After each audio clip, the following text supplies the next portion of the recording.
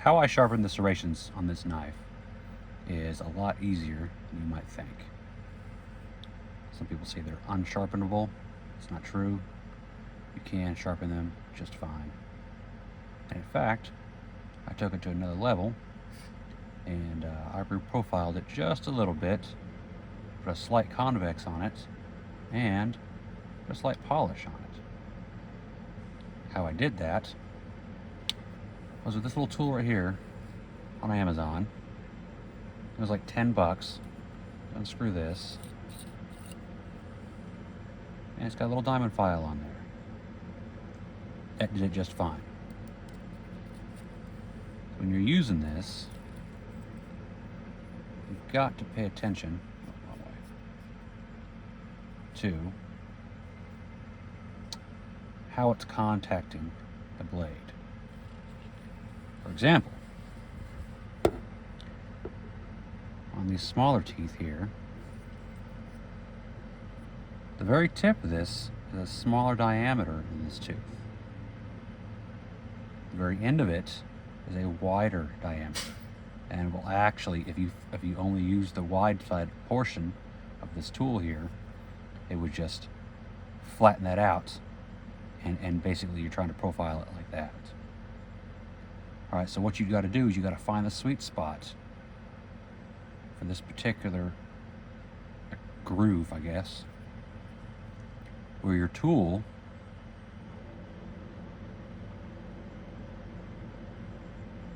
scratches the inside of it, and then as you move the tool down, your abrasion contact point goes from the center out, back in all the time. You don't want to use too much of this thin portion, because it will actually abrade the center part more than it will the outside. This is my first time ever doing this. Excuse me. This is my first time ever doing this. There we go.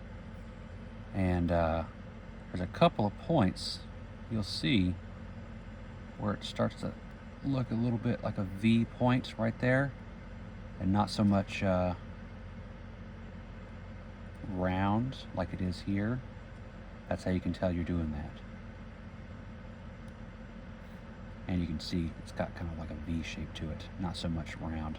Part of the tip up here is kind of messed up because I actually dropped it on concrete, and I actually took a chip out of the blade. You can see it right there. See that?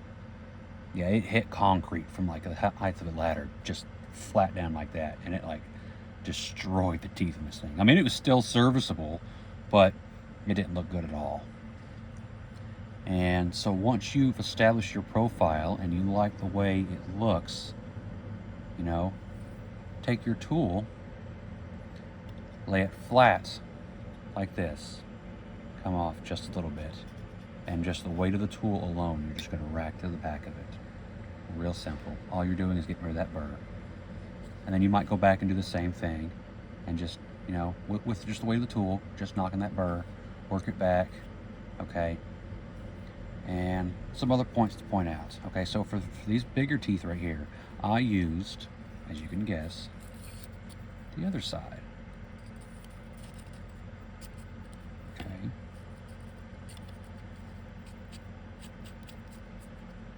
And I did the exact same thing. All right, so it's all the same. So this particular tool here,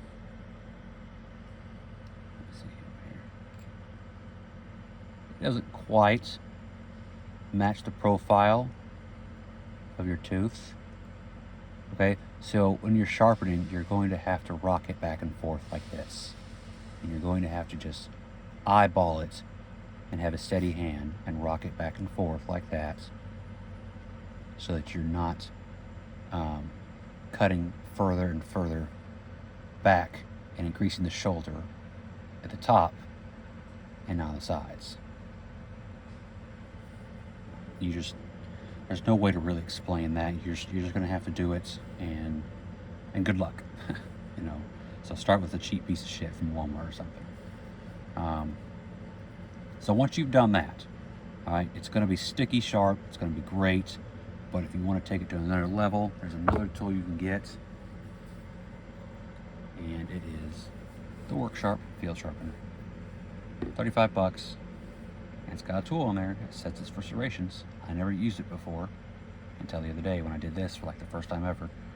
And so once you use that diamond tool on there, I don't know what the grit on that thing is. It feels like probably 800,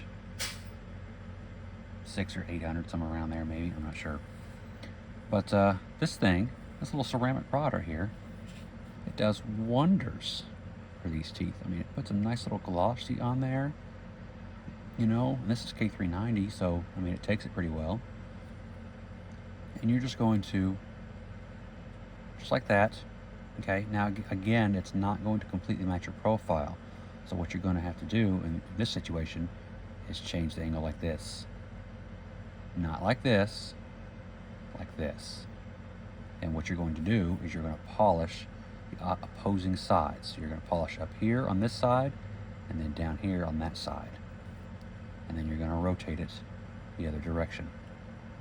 Just a little bit. You're not putting a whole lot of pressure on there.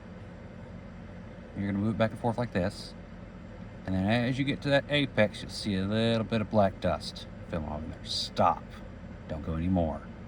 And then rock it back and forth. Bring it back. Bring it down a little bit. You're just moving your angle a little bit. Because you got to think, when you're using that diamond tool, there's going to be a natural convex to it. Just because it's by hand.